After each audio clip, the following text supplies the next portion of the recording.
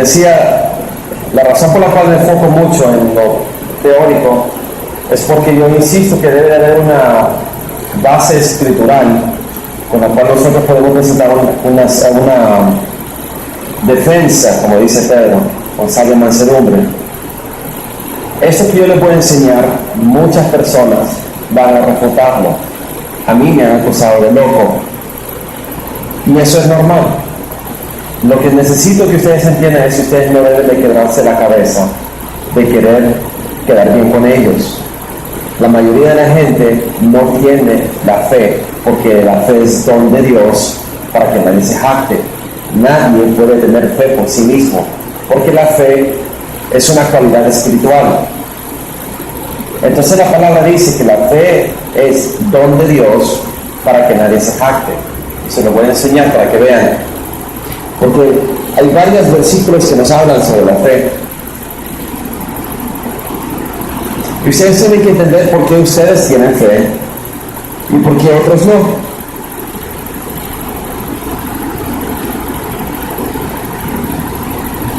Los discípulos le tenían fe a Jesús. En Efesios 2, versículo 8-9 dice: por gracia sois salvos por medio de la fe.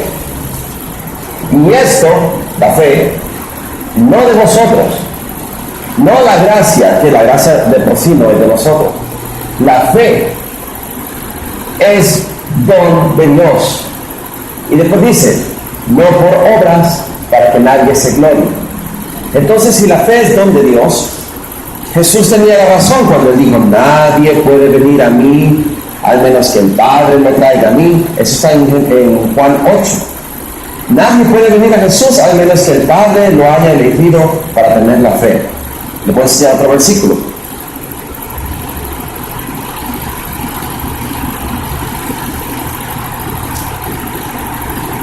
Según de Tesalonicenses 3:2.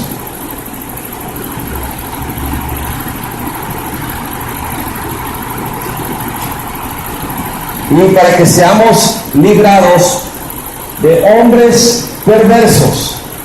¿Por qué? Porque no es de todos la fe.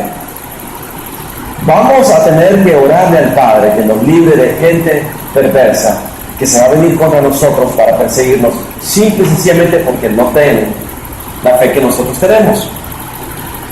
Entonces yo no vengo aquí a este mundo a querer hacer amigos, porque Jesús nunca me dijo que anda y ve a hacer amigos, anda y haz discípulos. Ese es el mandato que Él nos dio. Entonces, como primer mandato de ser discípulos, tenemos que transformarlos a ellos, así como Jesús nos transforma a nosotros. Entonces, si nosotros empezamos, dice, Jesús, la luz del mundo. Otra vez, Jesús les habló diciendo, yo soy la luz del mundo. El que me sigue no andará en tinieblas, sino que tendrá la luz de la vida. Y esa luz es Jesús. En la luz de Jesús, cuando dice en Génesis que Dios dijo, hágase la luz, fue Jesús el que habló. Y fue su luz la que se manifestó. Antes de que hubiera un sol y la luna, había otra luz. Y dice en el libro de los profetas de que no va a ser va a ser mediodía y no va a haber sol. Y que no va a ser noche tampoco, pero que aún así va a brillar una luz. Esa es la luz de Jesús cuando Él venga. Él es la luz. Y dice la palabra que Él será como el sol. Y Él, ya no va a haber sol en el fin. Él va a ser la luz, como siempre decía.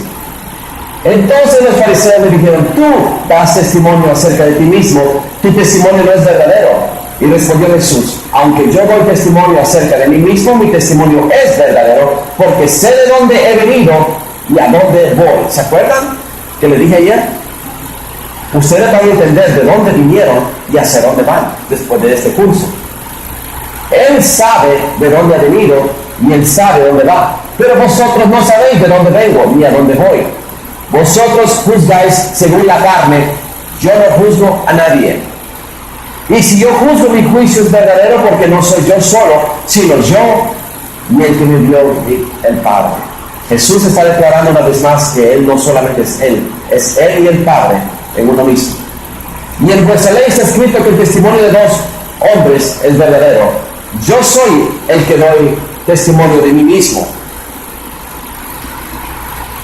Y el Padre que me envió da testimonio de mí. Y ellos le dijeron, ¿dónde está tu Padre? Respondió Jesús, ni a mí me conocéis, ni a mi Padre. Si a mí me conocieseis, también a mi Padre conoceríais. Estas palabras habló Jesús en el lugar de las ofrendas, enseñando en el templo, y nadie le prendió, porque aún no había sido su hora. Yo me voy y me buscaréis, pero en vuestro pecado moriréis, y donde voy, vosotros no podéis venir. Y decían entonces, ¿acaso se matará a sí mismo, que dice, donde yo voy, vosotros no podéis venir? Y él les dijo, vosotros sois de abajo. Ahora tiene sentido lo que les leí ayer, ¿verdad? Eran de la naturaleza pecaminosa carnal, de abajo, no habían nacido de arriba todavía.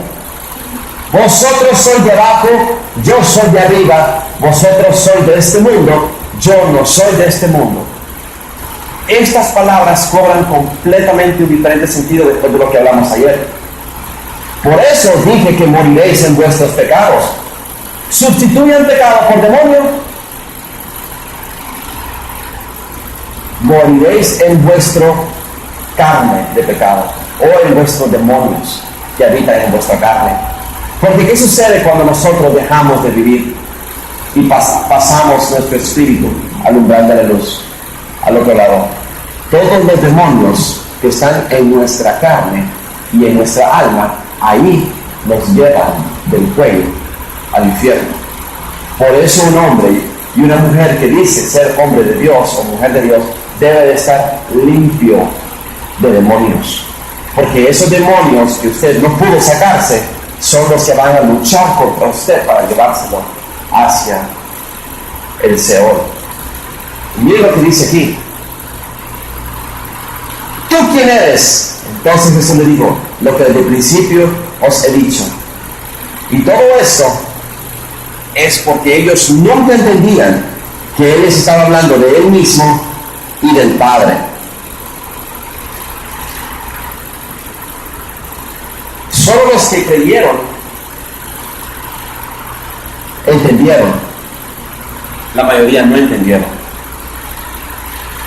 Estas cosas que yo les estoy enseñando, mucha gente no la puede tolerar. Mucha gente no la pueden ustedes enseñar. Enfóquense en Jesucristo. ¿Por qué paso a Job?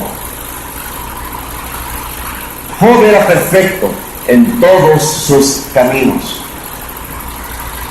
A mí me dicen nadie es perfecto. A ustedes se los han dicho. ¿Verdad que ustedes también lo han dicho? Nadie es perfecto. Aquí les digo, dejen de decirlo. Job era perfecto. Y él no tenía a Jesús.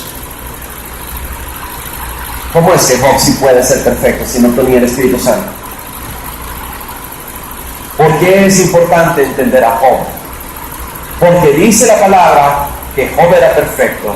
Y cuando Dios habla con Satanás, ¿qué es lo primero que dice de él? Alardea de qué tan perfecto es Job. Y entonces el diablo le dice, ¿cómo no va a tenerte temor, Job? ¿Y cómo no va a ser agradable a ti, Job, si tú lo tienes cercado con un cerco de protección? ¿Pensaron alguna vez qué es ese cerco de protección? Hoy les voy a decir por qué un hombre y mujer de Dios necesita el cerco de protección y cómo se obtiene. Verán, cada camino, cada aspecto de nuestra vida es un bloque del cerco de protección. Entonces, si yo quiero hacer un cerco de protección alrededor de mí, yo necesito un bloque de fe. Después necesito un bloque de generosidad. Después un bloque de misericordia. Y de un bloque de perdón. ¿Van entendiendo? Y así consiguientemente, cada bloque hace un cerco de protección, un bloque de justicia, un bloque de fe. Entonces todos esos bloques hacen alrededor de nosotros el cerco de protección. Por eso la armadura del Espíritu habla sobre tener la armadura completa del Espíritu para poder estar de pie en el día malo. Entonces Job es un hombre perfecto, que él tiene justicia, rectitud, santidad, fe, temor de Dios, generosidad, misericordia, perdón. ¿Van entendiendo? Todos los aspectos de la vida de un hombre de fe, Job los manifiesta. Recto, perfecto, temeroso, apartado del mal, o sea que era un santo. Obviamente, nada le podía suceder a Job, excepto una pequeña puerta que él abrió. Y al final del libro dice, todo lo que yo temía me ha acontecido. Esa fue su puerta, la puerta del temor. Dios no nos ha dado un espíritu de temor, sino un espíritu de poder, amor y dominio propio. O sea que el espíritu del temor hace calamidades. Dios le permitió a Satanás zarandear a Job por culpa de esa puerta. Mira lo que dice Jesús cuando en Juan 6 ellos admiten que creen en él cuando él dice, yo soy el pan de vida. Y él le dice, ¿y ustedes no se quieren ir? Váyanse. ¿Dónde iremos, Señor? Solo tú tienes palabra de vida. Entonces, cuando ellos confiesan y creen que eres el Cristo, ¿no os he escogido yo a vosotros? Porque nadie puede creer eso, al menos que haya sido elegido. Y uno de vosotros es demonio. Ahora entienden, después de todo lo que aprendimos ayer, por qué Jesús habló así de Judas. Porque no fue elegido para ser salvo, sino que, como dice la palabra, aquellos que son predestinados para esa condenación son demonio. Literalmente Jesús me está confirmando lo que yo les enseñé ayer. Al menos si ustedes renuncian a esa naturaleza carnal de pecado, siguen siendo demonios. Ahí tienen uno más. Úsenlo como defensa. Si ustedes algún día tienen que hablar sobre por qué yo prediqué de que somos demonios, ahí está. Aquí viene la parte importante, para que ustedes entiendan la relación entre el pecado y la carne. Es esclavitud. Y Jesús lo dice clarito. Todo aquel que practica pecado, esclavo es del pecado. Así que si ustedes están en murmuración, son esclavos del pecado de murmuración. Si ustedes están en fornicación, son esclavos del pecado de fornicación. Si ustedes están en ira y contienda, son esclavos del pecado de la ira.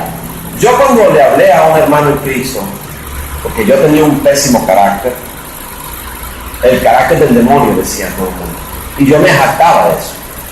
Yo entendí que eso era un obstáculo para mí llegar a ser perfecto. Y entonces yo le dije a él, no, es que lo que pasa es que con mi esposa tenemos un pleito, pero solamente es una vez al mes. Entonces tienes un demonio, me decía.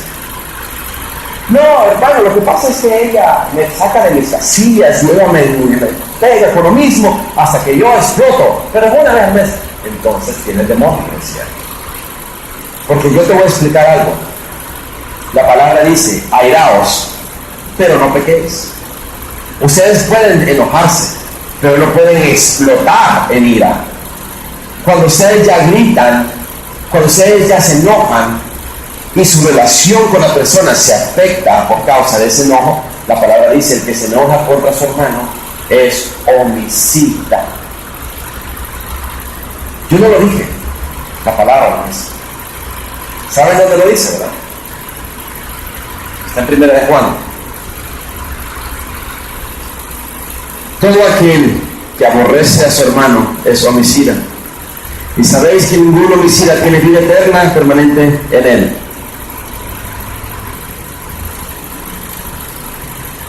No como Caín, dice el versículo 12, que era del maligno, de Satanás. Mató a su hermano. ¿Y por qué causa lo mató? Porque sus obras eran malas y las de su hermano justas. No os extrañéis, hermanos míos, si el mundo os aborrece. Nosotros sabemos que hemos pasado de la muerte a vida. Ahí está. De ser pecado a ser justicia. De ser tinieblas a ser luz. De ser demonio a ser hijo de Dios. ¿Cómo? En que amamos a los hermanos. El que no ama a su hermano permanece en muerte. ¿Pero qué es amar? Amar es dar. Amar es quitarse de uno mismo y darle al que no tiene. El amor no es lo que sale de las mariposas en el estómago.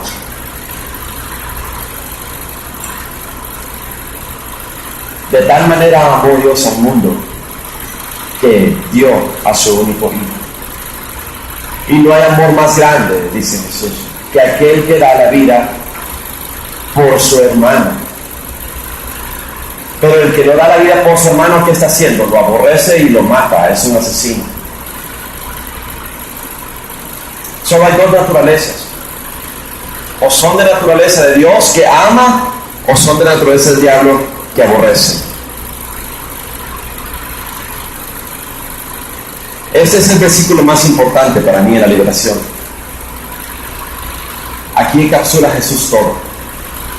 Todo aquel que practica pecado se vuelve esclavo del pecado. O sea que el que está mintiendo es esclavo del demonio de la mentira.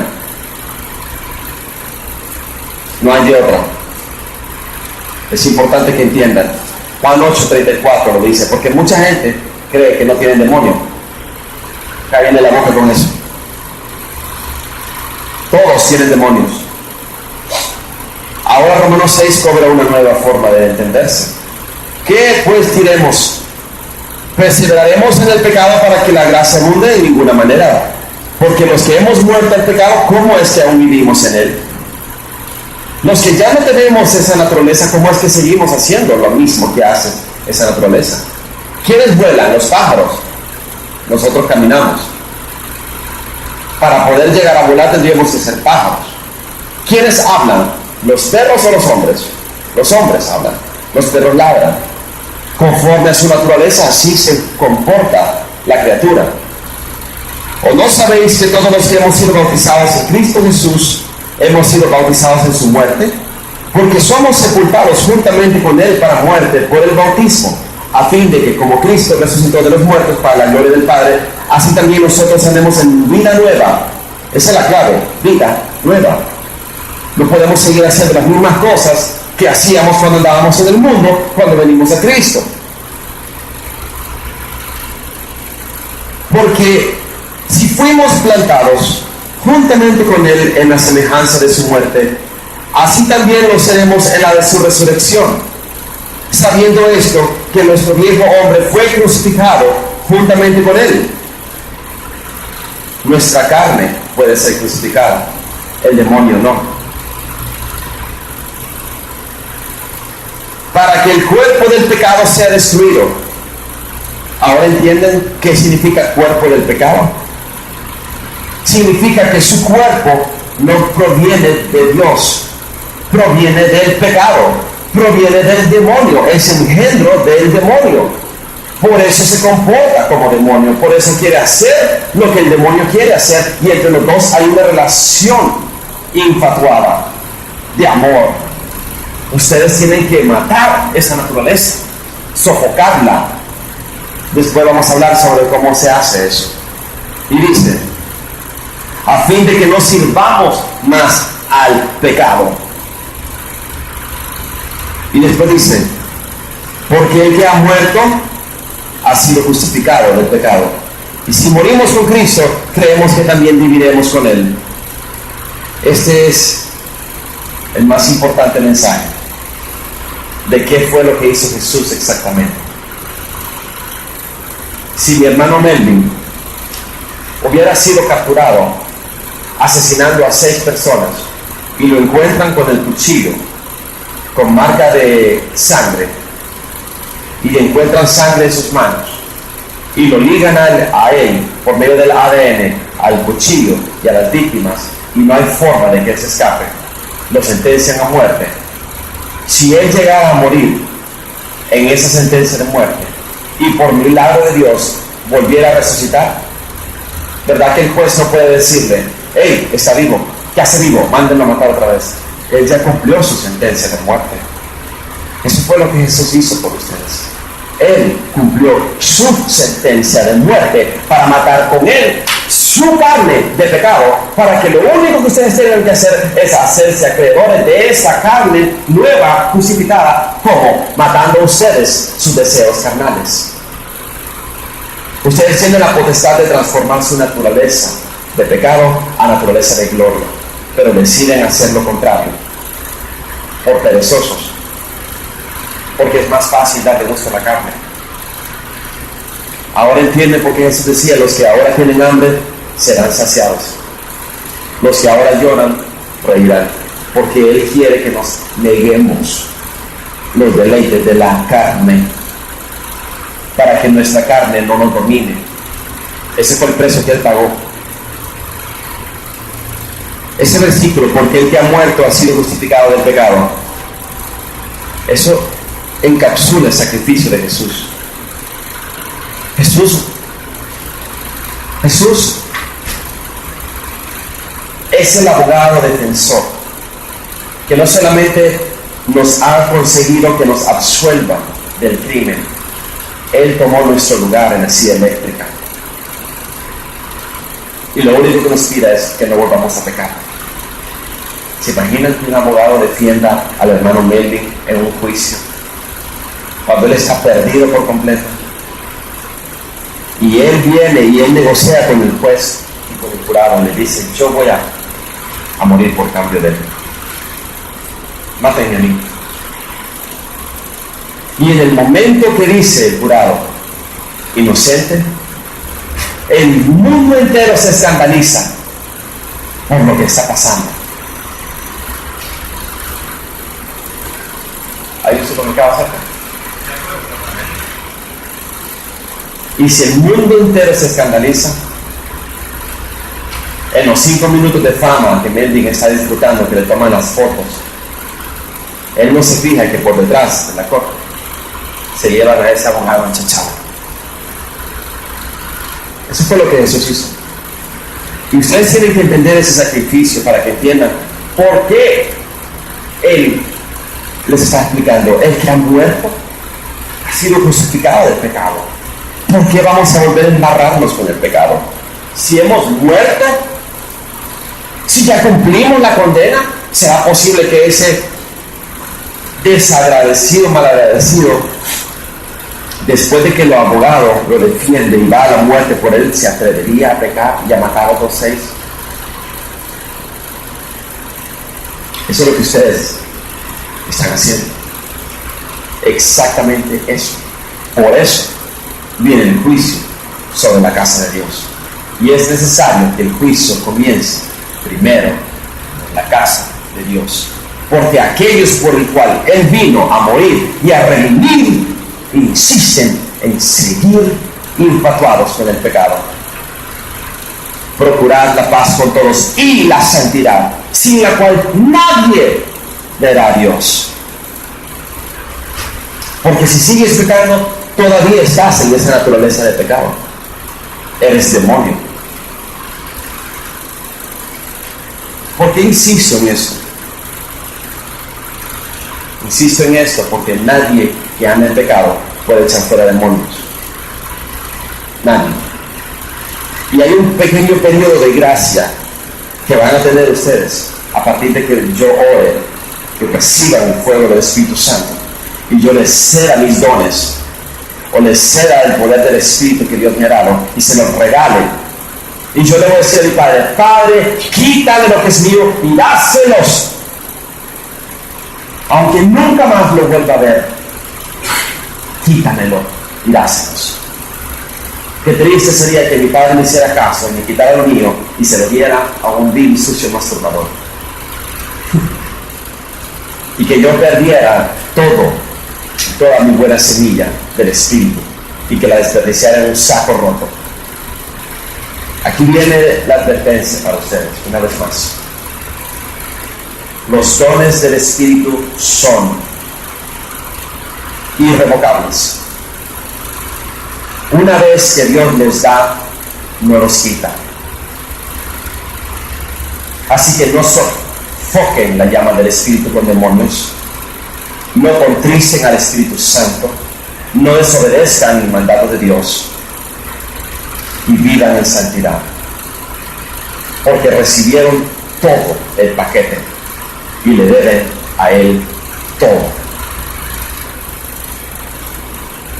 Si ustedes no andan en santidad, lo que va a suceder con ustedes es lo que dice la palabra. Pero Señor, en tu nombre echamos fuera demonios. No te conozco, porque nunca te transformaste en esa medida y estatura de Cristo, del varón perfecto, que Él demanda de ti. Sed perfectos porque yo soy perfecto. Sed santos porque yo soy santo. No es una negociación, no es una opción, no es un estilo de vida alternativo, es un mandato de Dios. Y si Job lo pudo cumplir, ¿cómo es que tú no lo vas a poder cumplir? Porque eres un arrogante, eres un mentiroso, eres un farsante, eres un demonio fingiendo ser ángel de luz. ¿Qué pues? ¿Pecaremos porque no estamos bajo la ley, sino bajo la gracia? En ninguna manera.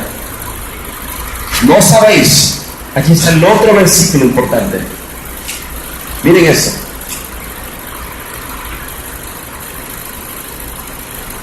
¿No sabéis que si os sometéis a alguien como esclavos para obedecerle, sois esclavos de aquel a quien obedecéis, sea del pecado para muerte o de la obediencia para justicia? Esta es otra cosa importante, porque ustedes no pueden echarle fuera demonios a cualquiera. Tienen que hacerlo en obediencia. Y como ustedes no siempre van a reconocer la voz de Dios, mejor esperen que el demonio se manifieste. Y si se manifiesta, éntrenle por todo, al menos que la persona pida oración. Hermano, ore por mí. Pero entonces viene el otro problema, que ellos se acostumbran a que sea un proceso religioso. Ore por mí, ore por mí, ore por mí. Y todo el tiempo que están pecados quiere que usted venga otra vez a orar por ellos. Déjenles el demonio. Déjenles hasta que los atormente al borde de la locura para que se arrepientan. No les hagan el favor de sacarle cualquier demonio a cualquiera. Si esta persona insiste en seguir masturbándose, insiste en seguir bebiendo, insiste en seguir pecando, dejen que el demonio los haga trizas. Esperen hasta que Dios les diga, ahora. Debe de haber arrepentimiento. Debe de haber arrepentimiento, si no, no están haciendo nada. Porque si obedecemos al pecado, es muerte. Y si obedecemos a la justicia, es vida. ¿Acaso no entendéis que vosotros os convertís en esclavos de aquel a quien obedecéis? Otra cosa, si un endemoniado le dice, ¡vaya, sacame fuera el demonio!, no le hagan caso. No obedezcan a demonios. ¿Qué se hace con un demonio generacional que tiene crecimiento, aunque está frente haya cambiado su estilo de vida? El pecado generacional se puede romper sin consentimiento de la persona, porque viene de los ancestros.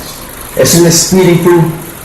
Eso lo vamos a ver más tarde. Ahí yo les explico cómo es que viene. El pecado que entra voluntariamente tiene que salir voluntariamente, pero el pecado que entra no con consentimiento de la persona puede ser sacado sin consentimiento de la persona. Así como entra, así puede salir. ¿Verdad? ¿Ven la diferencia?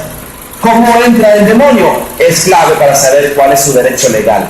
y sabiendo su derecho legal, entonces podemos proceder a extirparlo o a sacar.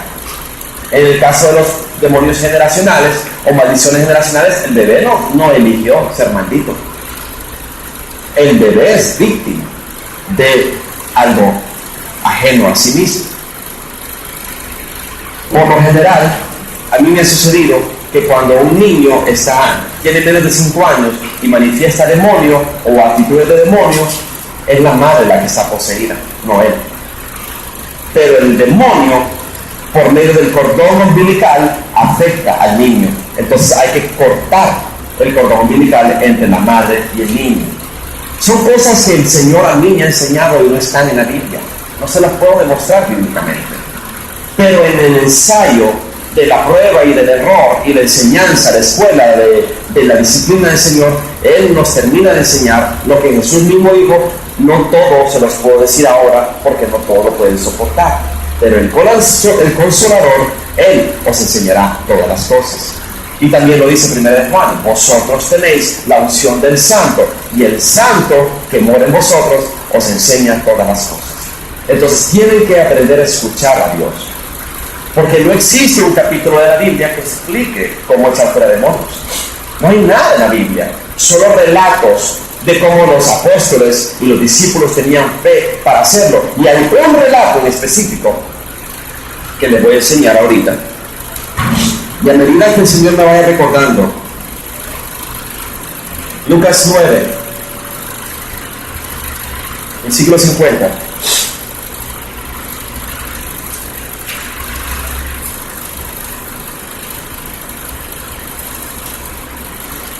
Dice, versículo 49: Maestro, hemos visto a uno que echaba fuera demonios en tu nombre y se lo prohibimos porque no nos seguía a nosotros.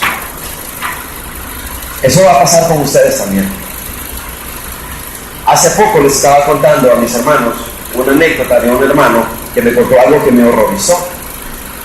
A él lo invitaron a un evento, una cruzada evangelística, y pidieron de emergencia apoyo, y él como voluntario decidió como apoyo estar en esta cruzada, y empezaron a salir demonios, empezaron a manifestarse demonios en una persona a la cual él tenía enfrente.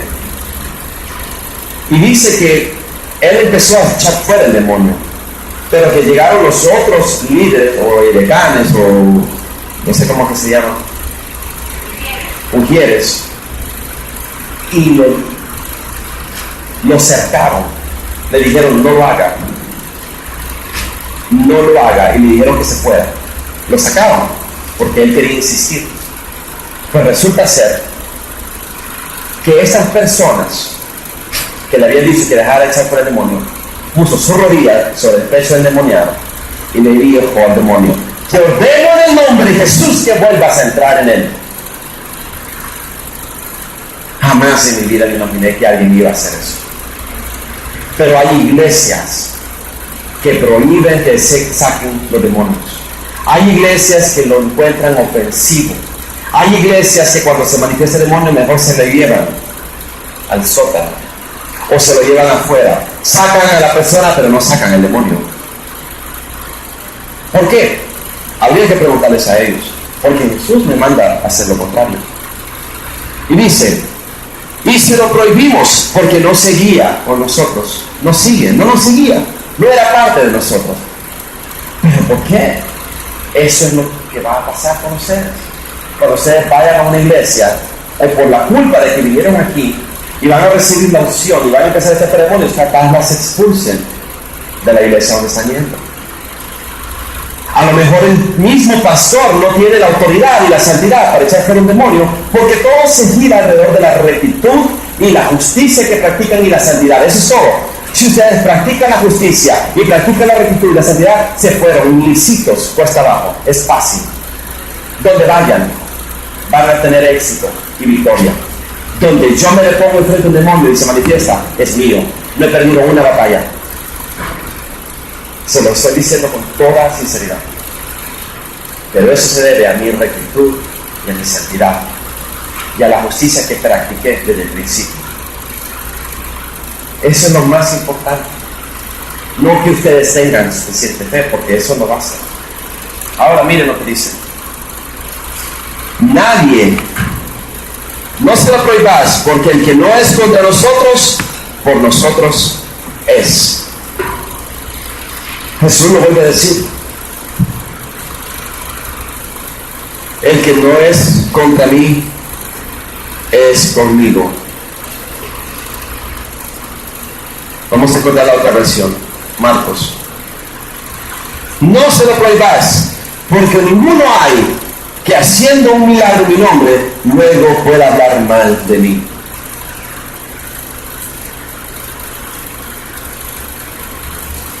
Aquí viene lo que acabo de hablar sobre Jesús. Por si no se han dado cuenta, la guerra ya empezó.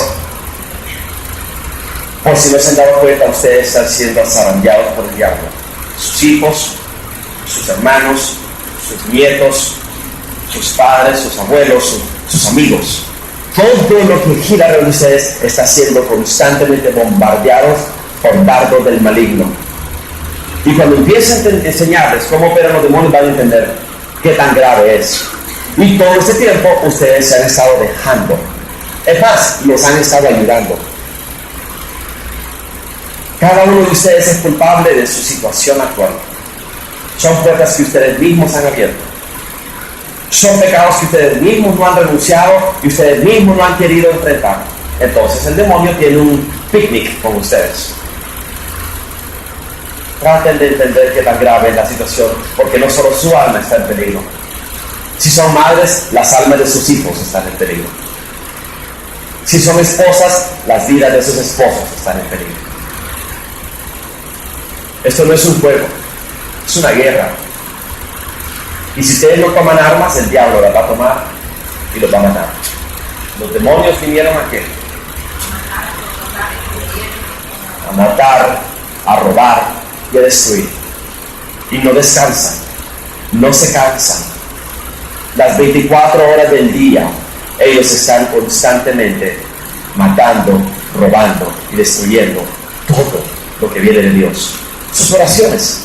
¿Se acuerdan que ayer yo les enseñé que había un segundo cielo entre el cielo de Dios y el cielo terrenal? ¿Cómo cruzan sus oraciones?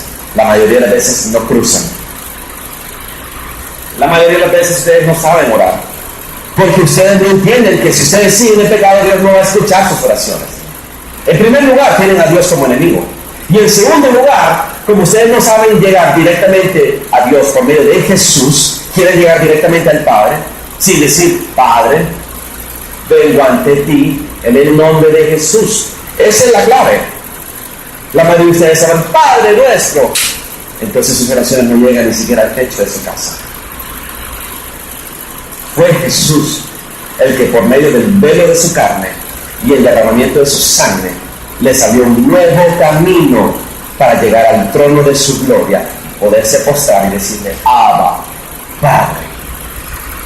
Si ustedes no saben orar, sus oraciones no llegan al Padre. Es importante que entiendan quiénes son, de dónde vienen y hacia dónde van, para que sepan cómo operar en el reino espiritual. Ahora, miren lo que dice aquí.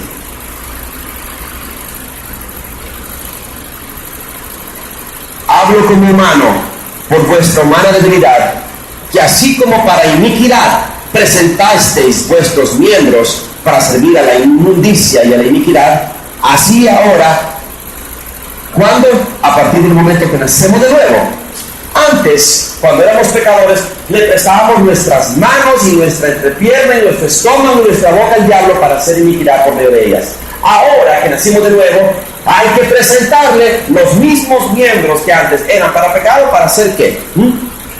Para santificación, y presentar vuestros miembros para servir a la justicia. Por cuando erais esclavos del pecado, erais libres sobre la justicia. Pero ¿qué fruto teníais de aquellas cosas de las cuales ahora os avergonzáis? Porque el fin de ellas es muerte. Mas ahora que habéis sido libertados del pecado, ¿qué es lo que vamos a hacer? Hemos hecho siervos de Dios y tenemos como fruto, ¿qué cosa? Por sus frutos los conoceréis. La santificación es el principal fruto. Y como fin la vida eterna, porque la paga del pecado es muerte, y la dádiva de Dios es vida eterna en Cristo Jesús, nuestro Señor. Ahora vamos a Romanos 7.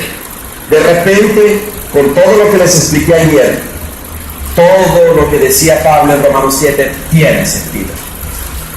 ¡Ay, Dios mío! ¿Cuánta razón tenía Pablo?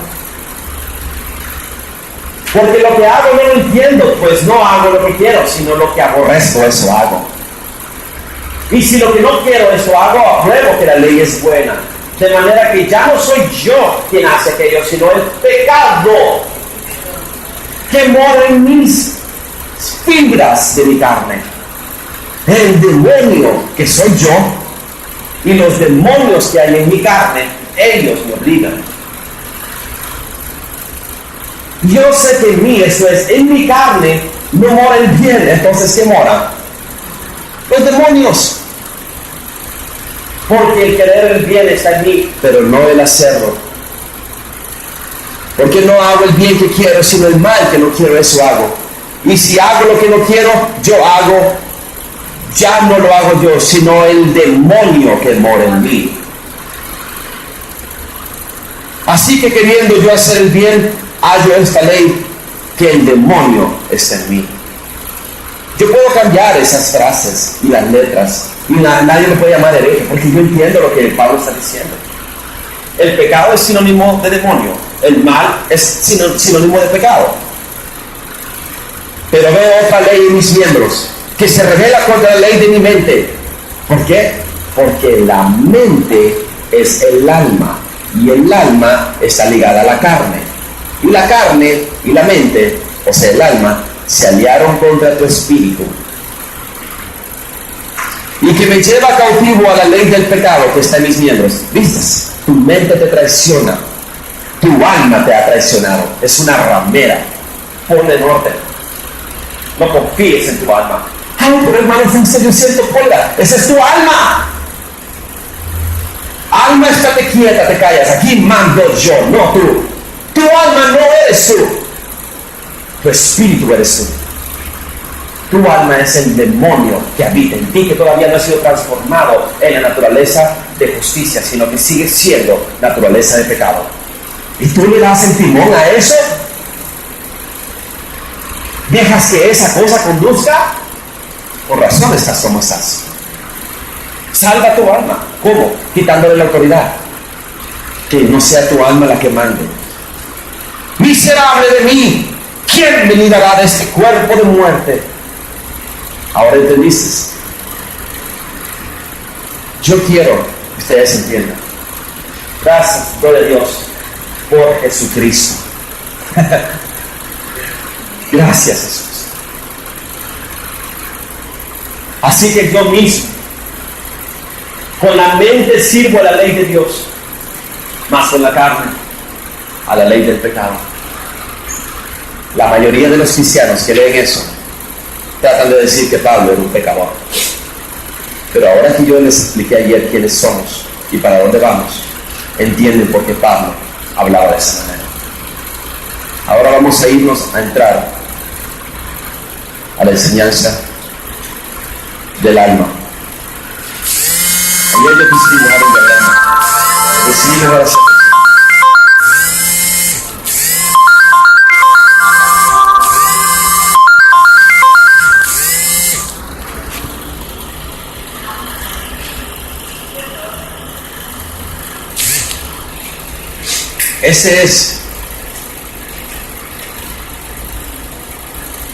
Ese es un diagrama del ser humano. El reino de los cielos es como una mujer que escondió levadura en 3 medidas de harina. 3 medidas de harina porque está hablando del cuerpo, alma y el espíritu. Este es el alma. Si ustedes en su ego, en su mente, guardan resentimiento, pecado escondido, rencor, esa levadura después va a contaminar a su espíritu, que es la fuente de vida. Y una vez que pasa el espíritu, contamina la carne, porque la carne es campo fértil para el pecado. y la muerte. Entonces, si el alma está en conflicto y la carne y el espíritu son opuestos, dice Jesús cuando le preguntan: Maestro, ¿son pocos los que se salvan? ¿Y qué les contesta? Esforzaos por pasar por la puerta estrecha, porque ancho y amplio es el camino que lleva a la perdición y son muchos los que lo encuentran, pero angosto es la puerta que lleva a la salvación y son pocos los que la hallan. Así que yo les voy a decir, hermanos, si ustedes alimentan a la carne los lleva al infierno. Esta línea de horizonte es lo que divide entre el cielo y el infierno. Si ustedes alimentan el espíritu, entonces el espíritu eleva el alma. Amado, deseo que seas prosperado y que tengas salud conforme prospera tu alma hacia el espíritu. Pero si ustedes alimentan la carne en vez del espíritu, pasa lo contrario. La carne pesa más y arrastra al alma hacia el infierno, junto con el espíritu, a la segunda muerte. Así que mi sugerencia para ustedes es hacer ambas cosas. Maten la carne y alimenten el espíritu. No alimenten a la carne y alimentan al espíritu para seguir en esa pugna. Sálvense, ayunen, oren y no se den gusto con la carne. Glotonería. ¿Quiénes pueden levantar la mano y admitir que son glotones? Si ustedes están comiendo 3 veces al día, son glotones. Sí, lo siento, eso es mentira. Yo comeré 1 vez al día, 2 veces máximo. Cuando me invitan, ni modo, tengo que comerme. Me ponen enfrente, dice la palabra, que te pongan enfrente, pero yo estoy bien comiendo solo 1 o 2 veces al día, máximo.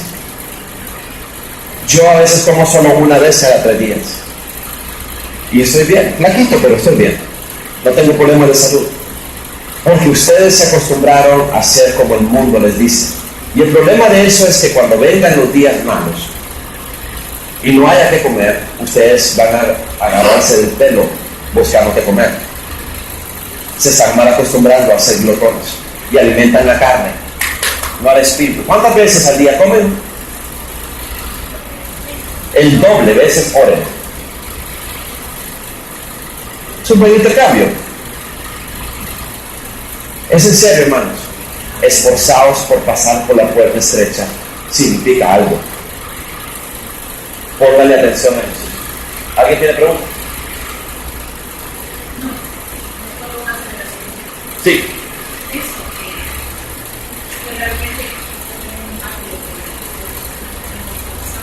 Sí, es correcto. La mayoría de nosotros tenemos sobrepeso. Es en serio. La mayoría de nosotros sufrimos de sobrepeso por eso. Porque nos esforzamos en pasar por la puerta gorda, no por la estrecha. Entonces yo hice este diagrama para que ustedes entiendan la dinámica. Si yo oro más, ayuno más, ministro más y como menos, mi alma prospera hacia el espíritu. Si yo oro menos y veo más televisión y paso comiendo más y durmiendo más, mi alma no prospera, sino que se hunde hacia la carne y la carne me lleva hacia el infierno. Ahora quiero que se vayan conmigo a Hebreos. Por favor, váyanse a Hebreos.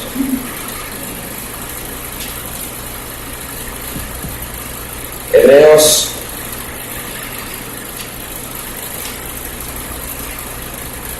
4.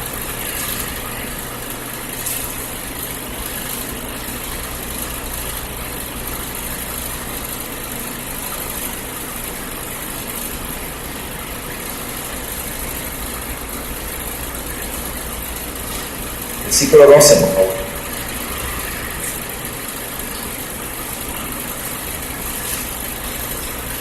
Porque la palabra de Dios es viva y eficaz y es más cortante que toda espada de dos filos, y penetra hasta partir el alma y el espíritu, las coyunturas, los tuétanos, y discierne los pensamientos y las intenciones del corazón.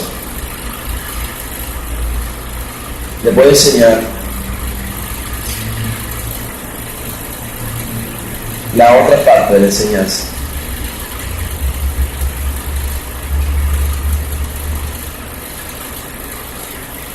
Esto es el alma. Este es el corazón. Y el corazón, hermanos,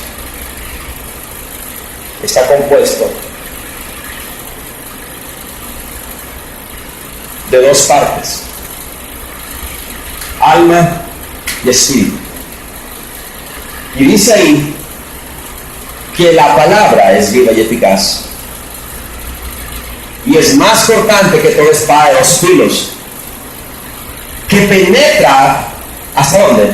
Hasta donde está el alma y el espíritu. Entonces, cuando penetra hasta partir el alma del espíritu, de punta a punta, porque la traducción del rey Jacobo, King James, dice de cabo a rabo, por completo, de tajo, parte en mitad, la persona no se muere, porque la palabra es viva y la palabra es Jesús, y entonces mantiene vivo el alma y el espíritu. ¿Para qué? Ya le puedo explicar para qué. Porque entonces separa, y en medio puede entrar el Espíritu Santo. Esa es la circuncisión del corazón. ¿Se acuerdan que Esteban decía, oh incircuncisos de corazón? ¿Se acuerdan que el Señor decía, circuncidaos vuestro corazón? ¿Se acuerdan que Pablo decía, no es el judío el que es circunciso en la carne, sino el que es incircunciso en el corazón? Ese sí es verdadero judío. Hermanos, este es el corazón. Y solo la palabra lo puede partir en dos. Porque entonces la palabra obliga al corazón a partirse en dos para que el Espíritu Santo entre en el corazón y nos convertimos por fin en lámparas encendidas. Antes éramos vasijas de barro, ahora somos lámparas encendidas. ¿Entienden? Y eso solo la palabra de Dios lo puede hacer. Ahora entienden por qué por fe es que vivimos. Muy bien. Saliendo de Hebreos 12, váyanse a lo que Dios nos manda. Vamos a ver la enseñanza de ayer.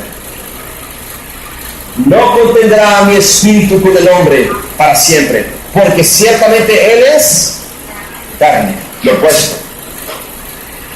Mas serán sus días 120 años.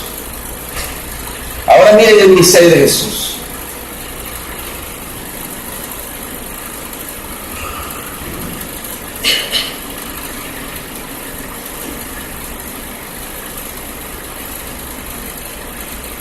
Se le dio el libro del profeta Isaías, habiendo abierto el libro, halló el lugar donde estaba escrito: el Espíritu del Señor está sobre mí, por cuanto me ha ungido para dar buenas nuevas a los pobres, me ha enviado a sanar a los quebrantados de corazón, a pregonar libertad a los cautivos, a vestir y vista a los ciegos, a poner en libertad a los oprimidos. Quiero que entiendan, libertad a los cautivos está hablando de liberación espiritual. Entonces, enrollando el libro, le dio el año agradable del Señor, es el que viene, el reposo de Jesús. Algunos lo llamarán el reino del milenio. Y enrollando el libro, lo dio al ministro y se sentó. Y los ojos de todos en la sinagoga estaban fijos en él. Y empezó a decirles: hoy se ha cumplido esta escritura delante de vosotros.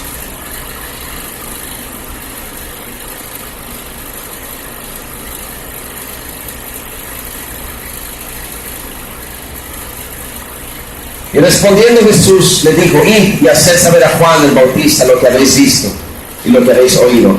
Los ciegos ven, los cojos andan, los leprosos son limpiados, los sordos oyen, los muertos son resucitados, y a los pobres les es anunciado el Evangelio. ¿Qué iglesia está haciendo eso? Ni uno. No hay iglesias que yo esté viendo que estén predicando a los pobres. Todas las iglesias quieren los más ricachones.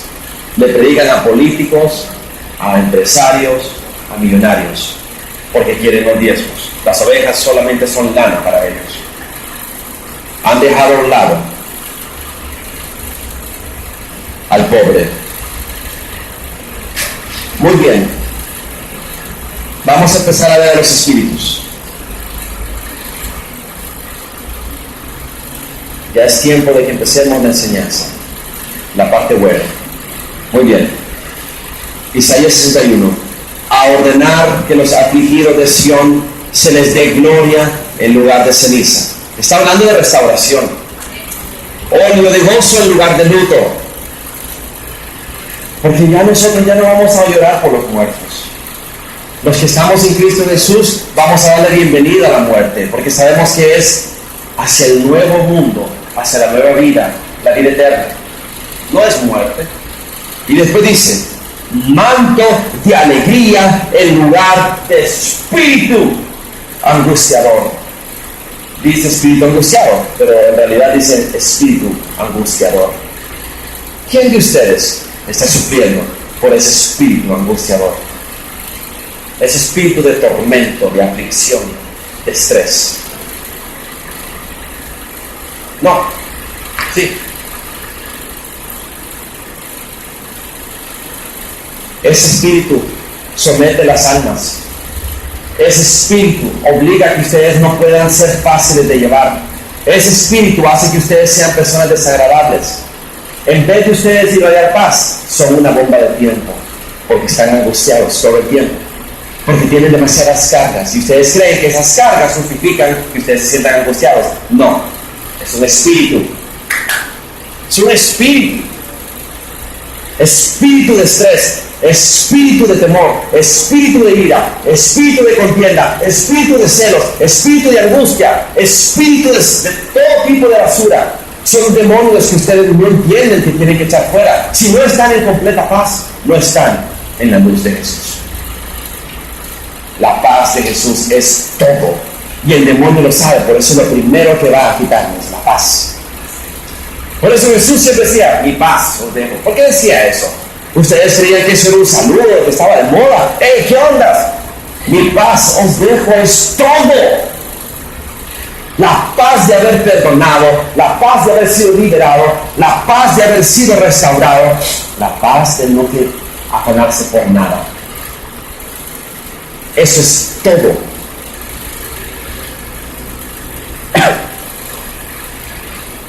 Puertas por medio de las cuales entran los demonios.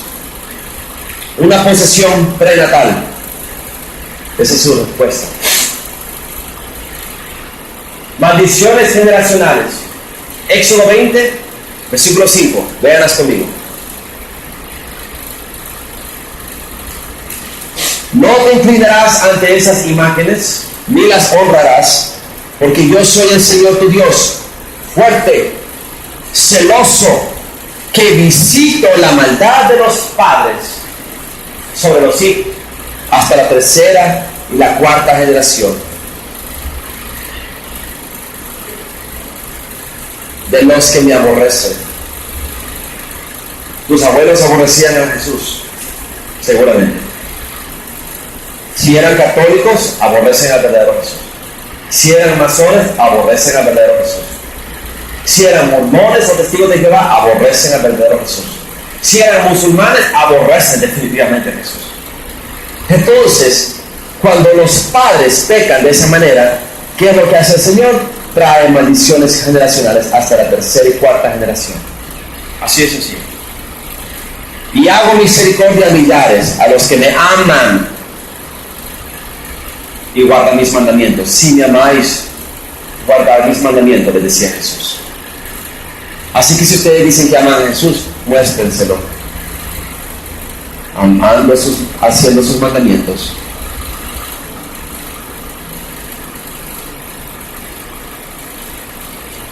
Maldiciones generacionales. Pecado durante la gestación en el vientre. Hay madres que estando embarazadas fornican con sus amantes. O sencillamente practican orgías, sexo oral, masturbación, etcétera, etcétera, etcétera. Entonces los demonios entran al bebé. Rechazo de parte de la madre. Eso sucede con las madres solteras. Muchas madres solteras que tienen problemas financieros rechazan a su bebé, y solo es cuestión de sentirlo para que el bebé lo sienta, y él siente ese rechazo. Y un bebé que siente rechazo, después empieza la rebelión, empieza la autodestrucción. Violencia. Una mujer que está embarazada y el marido la macanea o le grita. Eso abre una puerta de temor. Inestabilidad o inseguridad generan temores. 2 Timoteo 1:7.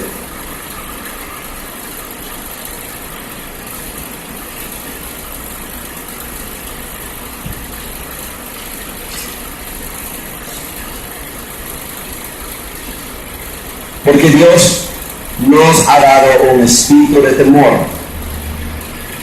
O sea que el temor es un espíritu, hermanos. Así como el espíritu de Navidad es un espíritu también. Y muchos de ustedes lo invitan a sus hogares. Entonces el temor no es de Dios. Entonces, volviendo, conflictos y presiones en los niños. Los niños que crecen en hogares violentos donde el padre o la madre se pelean, yo era un caso de esos. Sufren de temor, sufren de inseguridad. Yo tenía problemas para dormir. Si a mí alguien me despierta con un ruido fuerte, mi corazón brinca. Hasta hace poco se me quitó eso. Porque cuando yo estaba pequeño me despertaba con gritos y platos rotos que le rompía a mi madre en la cabeza a mi papá. Donde hay hogares con contienda, gritos, ahí está el niño con demonios. Tienen miedo. Promesas incumplidas, eso altera la fe. ¿Quién aquí tiene un padre que no le cumplió sus promesas? A estos que los padres no les cumplen sus promesas son los que más les cuesta llegar a entender a Jesús, porque creemos que Jesús es igual de mentiroso como nuestros padres y nos cuesta llegar a entender la fe.